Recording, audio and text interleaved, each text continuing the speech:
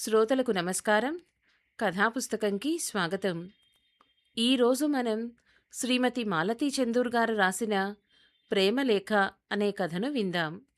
ఈ కథ 1985 సంవత్సరం ఆంధ్రజ్యోతి దీపావళి ప్రత్యేక సంచికలో ప్రచురితమైన కథ.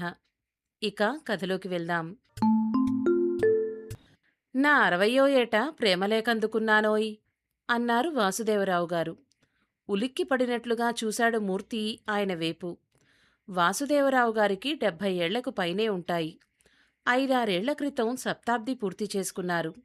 మిగల పండిన జామపండు వంటి శరీరపు రంగు, తెల్లని గుబురు మీసాలు, నెత్తిమీద పట్టుకుచ్చులాంటి మెత్తటి తెల్ల జుట్టు, గ్లాస్కో పంచా, తెల్లలాల్చి, చేతికర్రతో ప్రతి సాయంత్రం షికారుకొచ్చి గబగబా యువకునిలా అడుగులు వేస్తూ నడిచే వాసుదేవరావు గారికి దగ్గర 80 ఏళ్లున్నా ఎవ్వరూ నమ్మరు ఆయన్ని చూస్తే.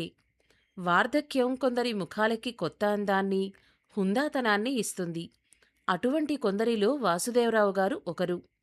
నువ్వు నమ్మడం లేదు కదూ అడిగారు ఆయన దూరాన ఎగసిపడుతున్న సముద్రపు కెరటాల్ని చూస్తూ. మూర్తి జవాబివ్వలేదు.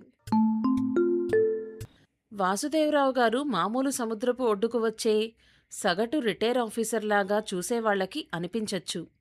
కాని మూర్తికి తెలుసు ఈయనలో ప్రత్యేకమైన వ్యక్తిత్వం ఉందని. ఆ కాలంలో, అంటే బ్యాంకులు జాతీయం చెయ్యక మునుపు ప్రైవేటు బ్యాంకులో మేనేజింగ్ డైరెక్టర్గా ఉండేవారు. ఆ తర్వాత బ్యాంకులను జాతీయం చేశారు కూడా. బ్యాంకింగ్ బోర్డు అడ్వైజర్గా ఉండి కావాలనే పదవికి రాజీనామా చేశారు.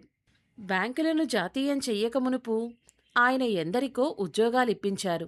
ఆయన సిఫార్సుతో చేరిన చిన్న చిన్న గుమాస్తాలుగా ఉన్నవాళ్లు చాలా బ్యాంకుల్లో పెద్ద పెద్ద ఉద్యోగస్తులుగా అయ్యారు. బ్యాంకింగ్ సర్కిల్స్లో ఆయన పేరు తెలియని వారుండరు. వాసుదేవరావు గారి భార్య పోయి 10 ఏళ్లయిందని వినున్నాడు మూర్తి. అంటే ఆమె బ్రతికి ఉండగానే ప్రేమ వ్యవహారం సాగించారా? గుబురు మీసాల వెనక నుంచి సన్నగా నవ్వుతున్నారు వాసుదేవరావు గారు. వెడల్పుగా ఉన్న ఆయన చెవులు వంక చూస్తున్నాడు మూర్తి. ఏమిటోయ్, ఈ ఓల్డ్ మ్యాను ప్రేమ కబుర్లు చెప్తున్నాడని నవ్వుకుంటున్నావా అనడిగారు ఆయన. నిజానికి మూర్తికి ఆయన ప్రేమ గురించి వినాలన్న కుతూహలం లేదు. వినే ఓపిక లేదు. తన సమస్యలతో తను తలకిందులవుతున్నాడు. నన్ను పెళ్లి చేసుకోండి, ఎప్పుడూ మీ దగ్గరే ఉండిపోతాను అంటూ 60 ఏళ్లనాడు మ్యారేజ్ ప్రపోజల్ అందుకున్నప్పుడు అతని మనస్థితి ఎలా ఉంటుందంటావ్ అడిగారు వాసుదేవరావు గారు. ఈయనకి నిజంగానే సెన్సిటివిటీ వస్తోందా? తన ప్రేమ కథల గురించి హరికథలు చెప్తాడు కాబోలు అనుకున్నాడు మూర్తి. అప్పటికి బ్యాంకులు జాతీయం చేయలేదు. ఇందిరాగాంధీ బాంబు పేల్చినట్లు బ్యాంకులు జాతీయం చేసేందుకు రాత్రికి రాత్రి ఆర్డినెన్స్ జారీ చేసిన రోజులవి అంటూ చేతికర్ర గడ్డం కింద ఆనించి అనంతసాగరం వైపు చూస్తూ అన్నారు వాసుదేవరావు గారు. ఈ ముసలాయనకు నిజంగానే మతిపోతోంది. బ్యాంకులు జాతీయం చేయలేదంటున్నారు, మళ్లీ చేశాకంటున్నారు అనుకున్నాడు మూర్తి. మా అబ్బాయి ఆ వారంలోనే లండన్ నుంచి వచ్చాడు. వాడి వెంట మా కోడలు రాలేదు అంటూ ఆగిపోయారు ఆయన. ఈసారి మూర్తి కాస్త నిటాగ్గా కూర్చున్నాడు. ఆయన చెప్పే విషయాల గురించి వినాలన్న కుతూహలం కలుగుతోంది. అసలు వాసుదేవరావు గారు తన కొడుకు గురించి ఎప్పుడూ మాట్లాడలేదు. కొడుకు, అతని విషయాలు కాలగర్భంలో కలిసిపోయిన సంగతుల్లాగా ఉంటారు. మా అబ్బాయి మా ఇష్టానికి వ్యతిరేకంగా ప్రేమించి పెళ్లి చేసుకున్నాడు. ఆ విషయాలు నీకు తెలియవకదూ అనడిగారు. తెలియవన్నట్టు తలూపాడు మూర్తి. వాసుదేవరావు గారి కొడుకు గురించే కాదు, తనకి చాలా విషయాలు తెలియవు. ఈ సృష్టిలో పక్షులు, జంతువులు, వృక్షాదులు, ఇలా వివిధ జంతువులు ఉన్నట్టే మనుషులలో కూడా వృత్తులు బట్టి జాతులు ఏర్పడుతూ ఉంటాయి. అలాంటి బ్యాంకింగ్ జాతికి చెందినవాడు మూర్తి కూడా. వాసుదేవరావు గారు బ్యాంకింగ్ గురించి రాసిన ఇంగ్లీషు గ్రంథం ఇంచుమించు బ్యాంక్ ఆఫీసర్స్ అందరికీ పెద్ద బాలశిక్ష వంటిది. ఆఫీసర్ ర్యాంకులో ఉన్న ప్రతి వాళ్ళు దానిని చదివే ఉంటారు. అలా పరిచయమైంది ఆఫీసర్గా రిక్రూట్ అయిన మూర్తికి వాసుదేవరావు గారితో. మూర్తికి వాసుదేవరావు గారికి మధ్య అర్ధశతాబ్దపు వ్యత్యాసం ఉంది. వయసులో, భారాల్లో, ఆలోచనా విధానంలో సమన్వయం అంటూ ఉండేదే కాదు. కానీ వాసుదేవరావు గారి కాలం నాటి పాత బ్యాంకింగ్ విధానం ఈనాటి రుణాల మేళాల కంటే ఆర్థికంగా పతిష్టవంతమైనది అని మనసులో తెలిసినా పైకి ఒప్పుకునేవాడు కాదు మూర్తి. అయితే అప్పుడప్పుడు గట్టి సమస్య వచ్చినప్పుడు వాసుదేవరావు గారిని సంప్రదిస్తూ ఉండేవాడు. 30 ఏళ్ల వయసున్న ఈ యువకుడు, అష్టాబ్ది చేరుకోబోతున్న ఆయన, ఇద్దరూ ఒకే వృత్తికి చెందినవారు. ఆయనది అనుభవం, ఇతనిది ఉత్సాహం. బ్యాంకులిస్తున్న ఈ రుణాలు మేళాలు వల్ల బీద ప్రజలు బాగుపడ్డం లేదు. వారిని సోమరులను చేస్తున్నారు మీరంతా కలిసి. మా కాలంలో బ్యాంకుల్లో ఒక పట్టాన అప్పు ఇచ్చేవాళ్లం కాదు. ఇచ్చిన అప్పు తీర్చేదాకా అవతల వాళ్ళకి నిద్రపట్టేదీ కాదు. సింహస్వప్నంగా ఉండేవి బ్యాంకులంటే. ఈ బ్యాంకు రుణాలు తాత్కాలికంగా కళ్ళనీళ్లు తుడుస్తాయి తప్ప అసలు దుఃఖాన్ని పోగొట్టలేవు. మీరు రుణాలు పంచిపెడుతున్నారే గాని వాటి వసూలు గురించి పట్టించుకోవడం లేదు అనేవారు వాసుదేవరావు గారు. ఎందుకు చేయడం లేదు? మీ కాలంలో ఏ 10 మంది గొప్పవాళ్లకో రుణాలెందేవి. ఇప్పుడు అలా కాదు. ఎక్కువ మంది సామాన్యులకి, బీదవారికి రుణాలు ఇచ్చి వారి జీవితాల్ని బాగుచేస్తున్నాం. మీ రోజుల్లో మీరు ఉన్నవాళ్లకి మటుకే ఇచ్చేవారు. మేము ఉన్నవాళ్లకి లేనివాళ్లకి కూడా ఇస్తున్నాం అని మూర్తి సమాధానం చెప్పేవాడు. ఆ సాయంత్రం మూర్తి మనసు కలవరంగా ఉంది. ఎటూ నిర్ణయించుకోలేని సందిగ్ధంలో పడి కొట్టుకుంటున్నాడు. కూర్చున్న సిమెంటు బెంచీకి కొంచెం దూరంలో వాసుదేవరావు గారి కారు, ఆ కారుని ఆనుకొని డ్రైవరు చేతులు కట్టుకుని నిల్చోనున్నాడు. రోజూ ఇంటి నుంచి బీచ్ దాకా దానిలో వచ్చి బీచి ఒడ్డున 1 మైలు దూరం నడిచి బెంచి మీద కూర్చుంటారు వాసుదేవరావు గారు. నువ్వు మా ఆవిడని చూడలేదు కదూ? అడిగారు వాసుదేవరావు గారు. మళ్ళీ గతంలోకి పడిపోతున్నారీయన. ఆ ప్రేమలేఖ రాసిన అమ్మాయిని పెళ్లాడలేదు కదా కొంపదీసి అనుకున్నాడు మూర్తి. మా ఆవిడ పోయి 10 ఏళ్లయింది అన్నారాయన నిదానంగా. మూర్తి ఊపిరి పీల్చుకున్నాడు. మా అబ్బాయి లండన్లో ఉన్నప్పుడు తన కొలీగ్ని ప్రేమించి పెళ్లి చేసుకున్నాడు. ఆ పెళ్లి గురించి నేనంత బాధపడలేదు గాని మా ఆవిడకు చాలా కష్టమేసింది. ఆడవాళ్లు కదా, ఆమెకి ఏం ఆశలుండేవో. ఆశలు కంటే ఆ అమ్మాయి తీరు మా ఆవిడికి నచ్చలేదు. ఆ పిల్ల హిందువైనా ఎప్పుడూ ఇంగ్లాండులో పుట్టినట్టే మాట్లాడుతూ ఉండేది. ఒక్క 3 రోజుల కంటే అబ్బాయిని మా దగ్గర ఉండనిచ్చేది కాదు. ఎందుకని? ఇప్పుడు కామన్ అయింది కానీ ఆ రోజుల్లో ఆడవాళ్లు స్మోకింగ్ అంటే కాస్త షాకింగ్గా ఉండేది. పోనీ తాను ఈ దేశంలో పుట్టలేదా అంటే ఇక్కడే మహారాష్ట్రలో పుట్టిన అమ్మాయి ప్యాంటు షర్టు వేసుకుని స్మోక్ చేస్తూ తిరుగుతూ ఉండేది అన్నారాయన. మూర్తి ఈ పెద్దాయన పరిస్థితి ఊహించుకునేదానికి ప్రయత్నిస్తున్నాడు. ఒక్క కొడుకు, సిగరెట్లు తాగే మొగరాయుడు వంటి కోడలు. ఆలోచనల్లో ఉండగానే ఆయన మళ్ళీ అందుకున్నారు. నేను సర్దుకుపోతూ ఉండేవాణ్ణి కాని మా ఆవిడ పట్టుదల మనిషి. ఒక రకంగా ఆవిడ మనసు విరిగిపోయింది. మీకు నేను, నాకు మీరు, మనకి కొడుకు లేడు, కోడలు లేదు అంటూ గుండె రాయి చేసుకుంది అని చెప్తూ ఆగారు వాసుదేవరావు గారు. ఆయన కంఠం బొంగురుగా ఉన్నా దృఢంగా ఉంది. సరిగ్గా అటువంటి టైంలోనే బ్యాంకులని జాతీయం చేశారు. ఇది మాలో చాలామందికి ఇష్టం లేదు. ప్రభుత్వం కల్పించుకుంది అంటే బ్యాంకర్స్లో ఉన్న నిజాయితీ, ఏకాగ్రత దెబ్బతింటాయని మా భయం. ప్రజల మూలధనానికి, మమ్మల్ని నమ్మి దాచుకున్న నిలవధనానికి మేము ధర్మకర్తలం మాత్రమే అని నమ్మేవాళ్లం మేమందరం. బ్యాంకింగ్ సర్కిల్స్ ఉక్కిరిబిక్కిరిగా ఉన్న కాలంలో మా అబ్బాయి తన కూతురితో పాటు లండన్ నుంచి దిగాడు అన్నారు వాసుదేవరావు గారు. మీకు మనవరాలున్నట్టు నాకు తెలియదే అన్నాడు మూర్తి ఆశ్చర్యంగా. నా గురించి నీకేం తెలుసు? వాసుదేవరావు గారి ప్రశ్న సవాలు చేస్తున్నట్టుంది. అవును, ఆయన గురించి తనకేం తెలుసు?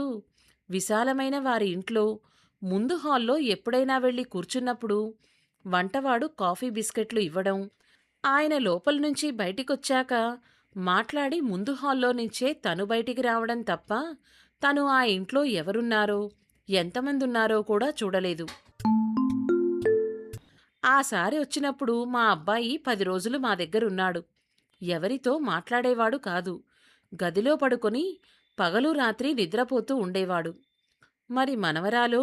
అడిగాడు మూర్తి. దానికి 5 ఏళ్ళు. ఆ దేశంలో పుట్టిన పిల్లేమో బాగా పొడవుగా 7 ఏళ్ల పిల్లలా కనిపిస్తూ ఉండేది. వచ్చినప్పట్నుంచి మా అబ్బాయి పిల్ల తిన్నదో లేదో కూడా కనుక్కోలేదు. మా ఆవిడ మీద వదిలేశాడు. మీ ఆవిడకి చేరికైందా అనడిగాడు మూర్తి. లేదు. అంత క్రితం వచ్చినప్పుడు 1, 2 సార్లు పిల్లని దగ్గరికి తీస్తే మా కోడలు ఆ చిన్నదాన్ని బరబరా తన గదిలోకి లాక్కుపోతూ ఉండేది. మాతో కలవనిచ్చేది కాదు అన్న ఆయన మాటలకి ఎందుకని జలసీయా అనడిగాడు మూర్తి. మావాడు పరరాష్ట్రం అమ్మాయిని పెళ్లి చేసుకున్నాడు గాని వాడికి అంత అల్ట్రా మోడ్రన్ దృక్పథం లేదు. భార్య అంటే మన భారతీయుల్లాగా ఆలోచించేవాడు. మీ కోడలు మటుకు ఈ దేశపావిడే కాదా అనడిగాడు మూర్తి. అవును కాని పెళ్ళాం కాబట్టి మొగుడు మాట వినాలి. ఇల్లు సంసారం ఇవి చూసుకోవాలి అంటే ఒప్పుకునే తత్వం కాదు ఆ అమ్మాయిది. బొంబాయిలో పెరిగి అక్కడ చదువుకున్నమ్మాయి అని ఆగారు ఆయన.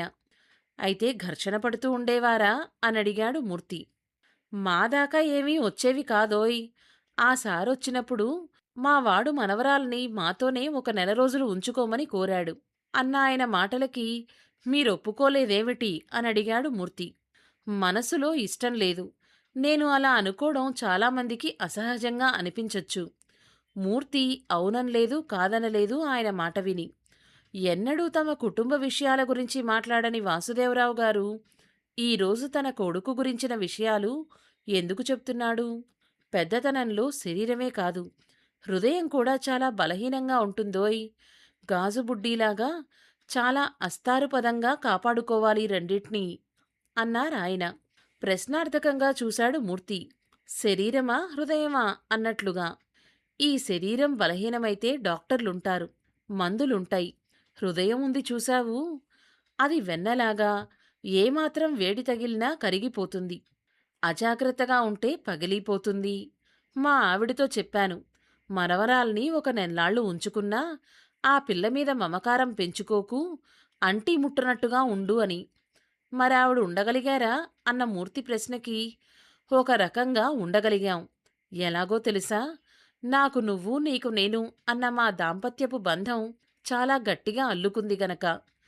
ప్రేమలేఖ అందుకున్నానన్నారు. అయితే మీరు మీ ఆవిడ ప్రేమలేఖలు రాసుకునేవారేమిటి అనడిగాడు మూర్తి.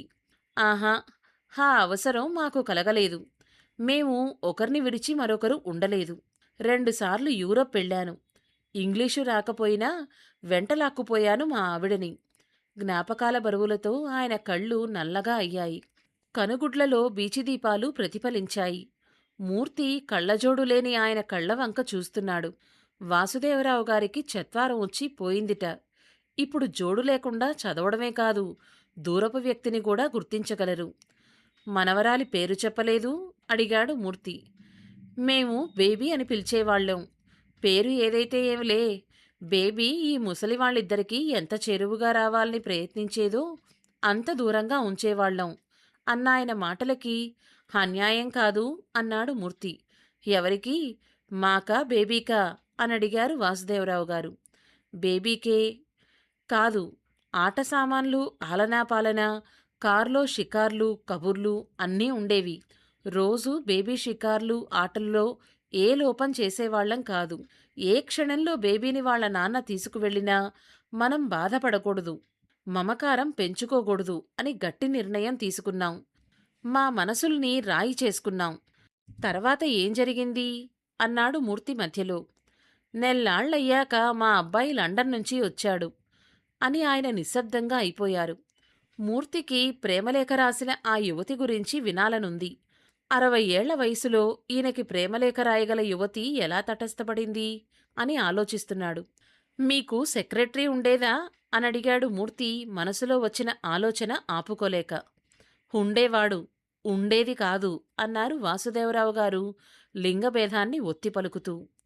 గెస్సింగ్ గేములో ఓడిపోయి నోరు మూసుకుని కూర్చున్నాడు మూర్తి. మా అబ్బాయి భార్య విడిపోదామని నిశ్చయానికొచ్చారట. ఆఖరి ప్రయత్నంగా ఒక 6 నెలలు ఒకరికొకరు దూరంగా ఉండాలని నిర్ణయించుకున్నారు అని ఆగారు వాసుదేవరావు గారు. మరి మీ మనవరాల్ని మీ దగ్గరే ఉంచారా అనడిగాడు మూర్తి. ఆహా, వాడు ఉంచుతానని అనలేదు, మాకు ఇష్టం లేదు. అయితే అమ్మాయిని ఇండియాలో ఉంచి చదివించాలని వాడి ఉద్దేశం. ఎక్కడైనా బోర్డింగ్ స్కూల్లో మంచి ఇంగ్లీషు స్టాండర్డ్ ఉన్న స్కూల్లో చేర్పిస్తాను అన్నాడు. మీరొప్పుకున్నారేమిటి? అడిగాడు మూర్తి. మాదేముంది? చదువు చెప్పించాం, పెద్దవాడయ్యాడు, కోరి పెళ్లి చేసుకున్నాడు అన్నారాయన. నిజమే అనుకోండి. కానీ ఈ 5 ఏళ్ల పిల్ల తల్లి, తండ్రి, తాతగారు, మా అమ్మగారు అందరూ ఉండి అని ఆగాడు. ఆ ఇంగితం వాళ్లకుండాలి.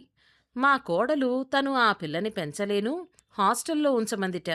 ఉంచనా వద్దా అని మమ్మల్ని సలహా అడిగాడు.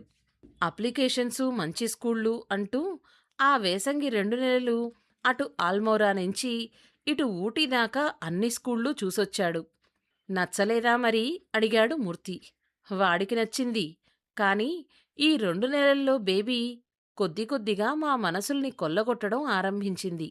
వాళ్ళ మామతో పొద్దుటే లేవడం, నాతో సాయంత్రం షికార్లు, ఫ్రాకులు మానేసి పరికిణీలు కట్టుకోవడం, బాబ్ వద్దు జడవేయమంటూ పేచీ పెట్టడం, ఇలా అల్లుకుపోవడం మొదలుపెట్టింది అని ఆగారు ఆయన. బేబీకి లేడీ ట్యూటర్ని పెట్టారా? అడిగాడు మూర్తి ప్రేమలేఖ సంగతి వదలడం ఇష్టంలేక. ఏమిటోయ్, సినిమాలు తెగ చూస్తున్నట్టున్నావే అని పకపకా నవ్వారు రావుగారు. మీరు ప్రేమలేఖ సంగతొదిలేసి మిగతా అన్నీ చెబుతున్నారండి అన్నాడు మూర్తి.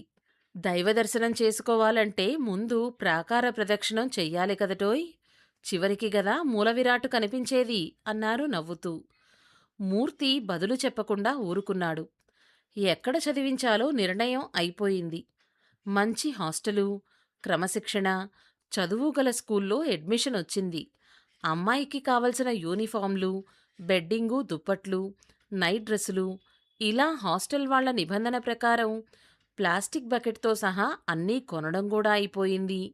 ఆ మర్నాడు ఉదయం బేబీని తీసుకెళ్ళిపోతున్నాడు వాళ్ల నాన్న హాస్టల్లో చేర్చటానికి. ఆ రాత్రి 9 వేళ ముందు హాల్లో కూర్చొని చదువుకుంటున్నాను. బేబీ నెమ్మదిగా నా దగ్గరకొచ్చి మెడ చుట్టూ చేతులు వేసి తాతయ్యా అంటూ గట్టిగా కౌగలించుకుంది. ఈ లెటరు చదువుకో అంటూ ఇచ్చేసి గబగబా హాల్లోనించి వెళ్ళిపోయింది అంటూ ఆగారు వాసుదేవరావు గారు. ఆయన కళ్ళు తళతళమంటున్నాయి. జ్ఞాపకాల మాధుర్యం ఆయన కళ్లల్లో కాంతివంతంగా ప్రతిఫలిస్తోంది. మూర్తికి కొద్ది కొద్దిగా బోధపడుతోంది. ఆయన ఏకాగ్రత చెడగొట్టడం ఇష్టంలేక నిశ్శబ్దంగా చెవులు దూరబెట్టుకుని వింటున్నాడు. బేబీ ఏం రాసింది? ఫేర్వెల్ లెటరా? బర్త్డే గ్రీటింగ్సా? ఏం రాసిందేంటి? అంత క్రితం సంవత్సరానికి మా అమ్మ బర్త్డేకి గ్రీటింగ్సు కవర్లో పెట్టి ఇచ్చింది అనుకుంటూ కుతూహలంగా విప్పాను. తాతయ్యా, ఐ లవ్ యూ. నన్ను పెళ్లి చేసుకో. మా అమ్మలా ఎప్పుడూ నీ దగ్గరే ఉండిపోతాను. నన్ను ఎక్కడికి పంపకు అని రాసింది. ఇంగ్లీషులో బ్లాక్ లెటర్స్లో రాసిన ప్రేమలేఖది. ఆ మాటలు అంటున్నప్పుడు వాసుదేవరావు గారి కంఠంలో ఆనందం, గర్వం ప్రతిధ్వనించాయి. మా హృదయాలు గాజుబుడ్లనుకున్నామోయ్, ఇవి ఇనపబుడ్లని నాకు ఆ క్షణంలో అర్థమైంది. ఆ 3 నెలలు నేను ఎంతో సెల్ఫిష్గా నా గురించి, నా భార్య గురించి ఆలోచించాను. ఎంతకు మా హృదయాలు గాయపడకుండా తప్పించుకునే ప్రయత్నంలో ఉన్నామే తప్ప 6 ఏళ్ల ఆ పసిహృదయం ప్రేమ కోసం, రక్షణ కోసం ఎంత పరితపించిపోతోందో నేను గ్రహించుకోలేకపోయాను. వయసుతో మనిషి హృదయం విశాలమవుతుందా, లేక కుంచించుకుపోయి స్వార్థపరుణ్ణి చేస్తుందా అన్నారు రావుగారు. ఆ పసిహృదయాన్ని, మమతని అర్థం చేసుకునేందుకు ప్రయత్నించని తన కాఠిన్యాన్ని తప్పుబడుతూ. బేబీ మీ దగ్గరే ఉండిపోయిందా అనడిగాడు మూర్తి. ఆ ఉత్తరంతో నేను మళ్ళీ మనిషినయ్యాను మూర్తి. అంతవరకు ప్రేక్షకునిగా ఉండిపోయిన నేను బేబీ మా దగ్గరే ఉంటుంది అంటూ పట్టుబట్టాను. నిజానికి మా అబ్బాయి అంత వ్యతిరేకత చూపలేదు అని ఆగారు ఆయన. "హుమ్, అదన్నమాట మీ ప్రేమలేఖ" నవ్వుతూ అడిగాడు మూర్తి.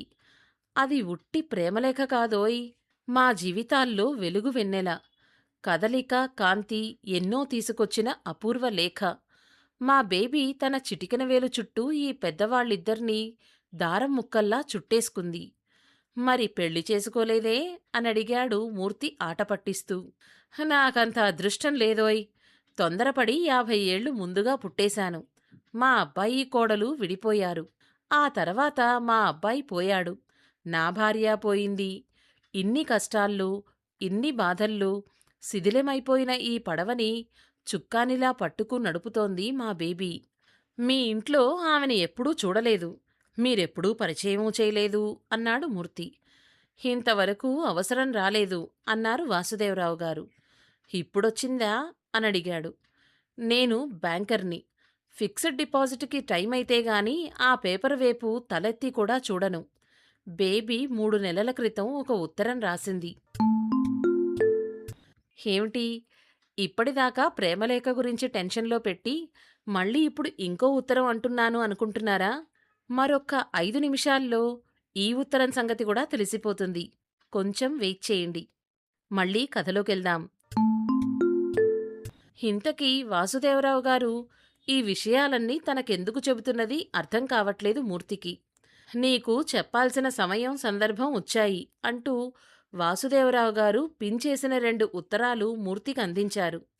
చదవచ్చా అనడిగాడు మూర్తి. ఒకరి డిపాజిట్ని మరొకరికి ఎప్పుడూ ఇవ్వకూడదు. ఇవ్వన్లే, చదువు అన్నారాయన. మొదటి ఉత్తరం తాతయ్య ఐ లవ్ యూ అంటూ బ్లాక్ లెటర్స్లో రాసిన 15 ఏళ్ల క్రితం నాటి లేఖ.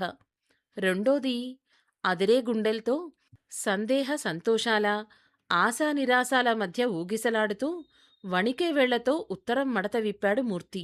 ముత్యాల కోవ వంటి అక్షరాలతో, తాతయ్య, మూర్తి అంటే నాకిష్టం. మా ఇద్దరికీ స్టాఫ్ ట్రైనింగ్లో పరిచయం అయింది. అడ్రసు రాశాను. ఎలా పరిచయం చేసుకుంటావో నాకు తెలీదు. కలుసుకొని నాకు తగినవాడవునో కాదో నువ్వే నిర్ణయించు. నేనెవరో, నువ్వు నాకేమవుతావో నేను చెప్పలేదు.